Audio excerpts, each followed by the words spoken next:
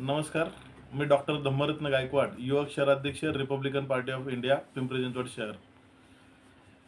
पुणे शहरामध्ये एक अभय योजना ही नागरिकांसाठी खूप लाभदायक योजना चालू आहे.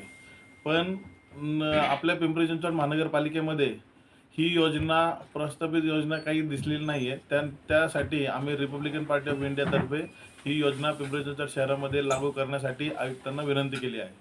या योजनेमध्ये पुणे शहरामध्ये ही योजना गेली 75% ही दंड जे असेल किंवा जो टॅक्स लागू असेल, प्रॉपर्टी टॅक्स असेल, त्यामध्ये 75% हे डिस्काउंट दिलं जाते, की जेणेकरून लोकांना, तिथल्या नागरिकांना खूप सारं बेनिफिट होत आहे. आज तुम्ही जर बघितलं तर 75% म्हणजे बरोबर नाहीसंच झालेलं आहे. पण त्याच्यामुळं पण नागरिकांना आनंदाचं वातावरण झालं या योजनेमुळं.